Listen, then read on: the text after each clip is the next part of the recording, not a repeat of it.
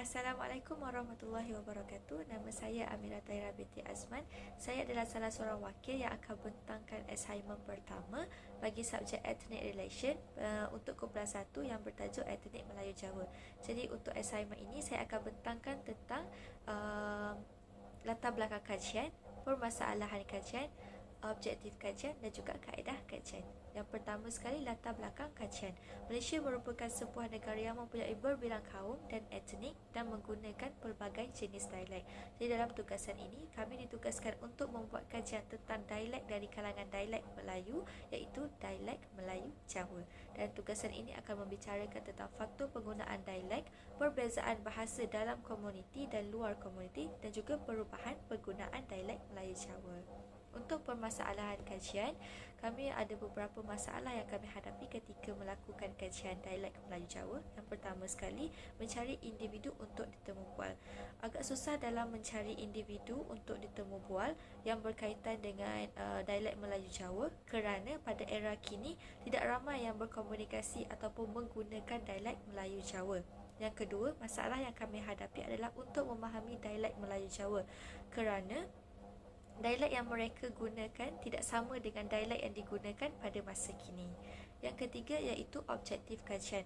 Objektif yang pertama adalah untuk menganalisis dialek masyarakat Melayu Jawa di Malaysia dan untuk mengenal pasti faktor penggunaan dialek, perbezaan bahasa dalam komuniti dan luar komuniti dan juga perubahan penggunaan dialek Melayu Jawa. Yang keempat, kaedah kajian. Kami menggunakan 2 kaedah dalam membuat kajian ini. Yang pertama sekali, kaedah menemu bual. Kami menemu bual 5 orang individu yang menggunakan dialek Melayu Jawa. Dan kaedah yang kedua adalah dengan internet. Kami membuat kajian dan rujukan melalui artikel-artikel di media sosial. Terima kasih. Okey, sekarang saya akan teruskan dengan 5 ringkasan surutan karya Melayu Jawa. Yang pertama ialah Benang Sari Melayu Jawa. Karya ini menampilkan isu nilai budaya dan bahasa masyarakat Melayu dalam pembinaan pandangan hidup serta pembentukan jati diri. Seterusnya, Citra Budaya dan Sejarah Palembang. Yang ini melambangkan isu kebudayaan, sejarah Palembang dan juga bangsa Melayu Jawa. Yang ketiga ialah Tak Melayu Hilang di Jawa. Okey, ia memfokuskan adat Melayu Jawa dengan banyak ajaran falsafah kehidupan dan fleksibel terhadap perkembangan zaman. Seterusnya, Kisah Tanah Jawa. Yang ini menceritakan kisah mistis dengan mesej moral yang disampaikan oleh pengarang serta tokoh yang ingin menyampaikan mesej yang baik kepada masyarakat Jawa dan juga kepada para pembaca. Akhir sekali, Kreativiti Minda Melayu Jawa dalam khazanah bahasa, sastra dan budaya. Karya ini menekankan pemikiran dan kreativiti pengarang dahulu dan sekarang yang dizahirkan dalam bentuk bahasa, sastra dan juga budaya. So yang ini secara tidak langsung ia akan menyelah lagi hubungan yang telah lama terikat supaya perbezaan yang ketara akan menjadi lebih mengecil. So itu sahaja daripada saya dan sekarang saya akan menyerahkan pembentangan kepada orang seterusnya. Untuk bahagian yang seterusnya iaitu dapatan perkembangan dialek. Yang pertama, latar belakang dialek. Orang Jawa Malaysia ialah orang yang berketurunan Jawa penuh atau separa yang dilahirkan atau berhijrah ke Malaysia. Mereka membentuk sebahagian besar penduduk Malaysia dan undang-undang Malaysia menganggap kebanyakan mereka merupakan orang Melayu. Malaysia ialah rumah bagi penduduk Jawa yang terbesar selain daripada Indonesia.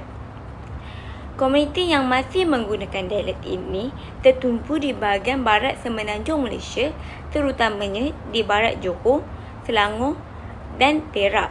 Dipercayai tempat yang mula-mula diduduki adalah kawasan padang parit Jawa Muar. Pada masa kini, kebanyakan mereka duduk di pendalaman seperti Hulu Langat Selangor.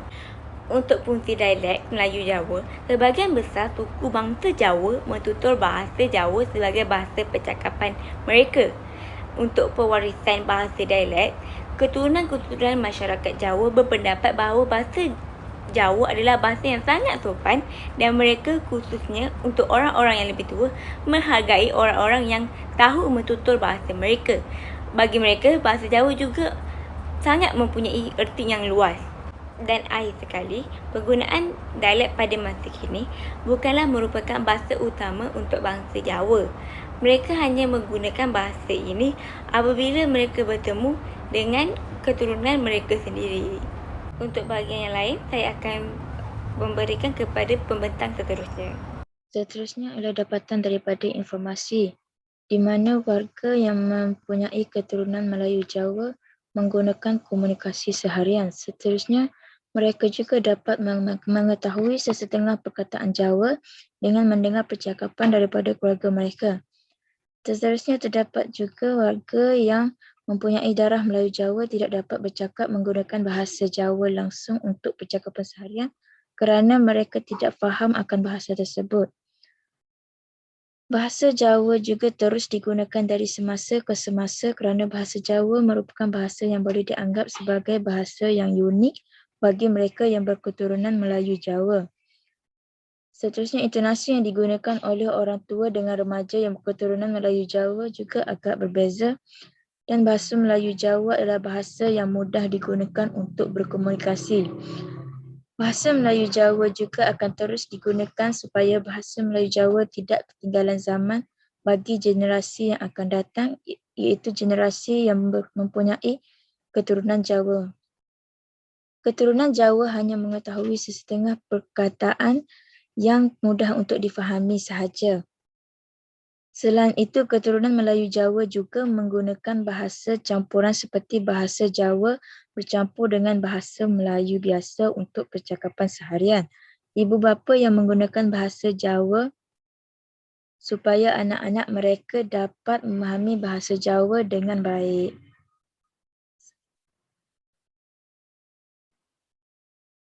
Kesimpulannya, sudah terang lagi bersulur, dialek Jawa secara umumnya melambangkan kebudayaan yang disusuli nilai-nilai positif antara penutur yang juga menentukan jarak keagraban masyarakat.